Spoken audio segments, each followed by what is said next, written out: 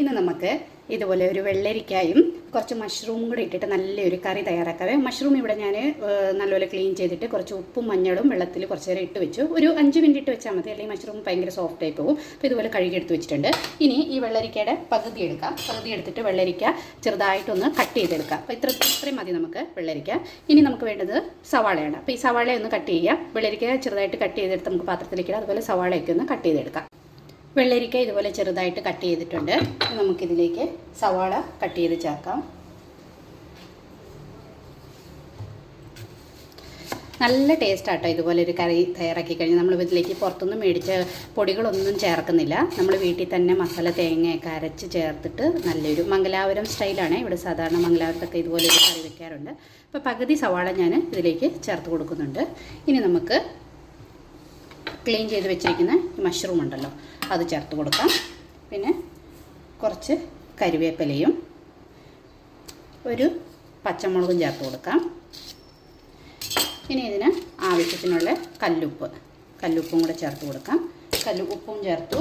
ഇനി ഇതിലേക്ക് ആവശ്യത്തിന് ഇത് വേകാനുള്ള വെള്ളവും കൂടെ ചേർത്തിട്ട് നമുക്കിതൊന്ന് വേകാനായിട്ട് വെക്കാം. ഇത് നന്നായിട്ട് വേകട്ടെ. ആ നേരം കൊണ്ട് നമുക്കിതിനൊരു അരപ്പ് തയ്യാറാക്കാം. ഈ പകുതി സവാള നമുക്ക് ചെറുതായിട്ടൊന്ന് കട്ട് ചെയ്തെടുക്കാം. ഇത് നമുക്ക് ലാസ്റ്റിൽ നമ്മുടെ കറിക്ക് ഒരു കടുക് പൊട്ടിക്കാനാണ്. അപ്പോൾ ഇതുപോലെ ചെറുതായിട്ട് നമുക്കിതൊന്ന് കട്ട് ചെയ്ത് എടുത്തു വെക്കാം. ഇനി ഇതിന് നമുക്ക് നല്ലൊരു അരപ്പ് തയ്യാറാക്കണം. ആ അരപ്പ് തയ്യാറാക്കാനായിട്ട് കുറച്ച് നല്ലപോലെ ഇച്ചിരി അധികം തന്നെ തേങ്ങ വേണം. അപ്പം ഞാനിവിടെ തേങ്ങ ചിരണ്ടി എടുത്തിട്ടുണ്ട്. അതെ, കുറച്ച് നല്ലപോലെ തേങ്ങ എടുത്തിട്ടുണ്ട്. ഇനി ഇതിലേക്ക് കുറച്ച് പുളിയും പിന്നെ മുളക്. ഇത് നല്ലൊരു കളറും കറിക്ക് നല്ല കൊഴുപ്പും കിട്ടാൻ വേണ്ടിയിട്ട് ഞാൻ കാശ്മീരി ചില്ലി ഒരു 4 എടുത്തിട്ടുണ്ട്. പിന്നെ ഇത് കുറച്ച് എരിവിന് വേണ്ടിയിട്ട് ഈ ഉണ്ടമുളക് അല്ലെങ്കിൽ നമ്മൾ ഗുണ്ടൂർ ചില്ലി ഉണ്ടല്ലോ, അത് ചേർത്താലും മതി. ഇത് ഇത്രയും കൂട്ടിയിട്ട് നമുക്ക് നല്ല ഫൈനായിട്ടൊന്ന് അരച്ചെടുക്കാം. ഇവിടെ നമ്മൾ വെച്ച പച്ചക്കറികളെല്ലാം നന്നായിട്ട് വെന്തിട്ടുണ്ട്. ഇനി ഇതിലേക്ക് നമുക്ക് കുറച്ച് മഞ്ഞൾപ്പൊടി ചേർത്ത് കൊടുക്കാം. അതോടൊപ്പം തന്നെ നമ്മൾ അരച്ച് വെച്ചിരിക്കുന്ന മസാല ഉണ്ടല്ലോ, അതും കൂടി ചേർത്ത് കൊടുക്കാം. മസാല നമ്മൾ അരയ്ക്കുമ്പം നല്ല ഫൈനായിട്ട് അരയ്ക്കണം. അപ്പോഴായിരിക്കും കറിക്ക് നല്ലൊരു ടേസ്റ്റ്. പിന്നെ മുളക് നമ്മൾ എടുക്കാൻ നേരത്ത് മുളക് ഒരു കുറച്ച് വെളിച്ചെണ്ണ ഒഴിച്ചിട്ട് നന്നായിട്ടൊന്ന് വറുത്തെടുക്കുകയാണെങ്കിൽ ടേസ്റ്റ് നല്ലതായിരിക്കും.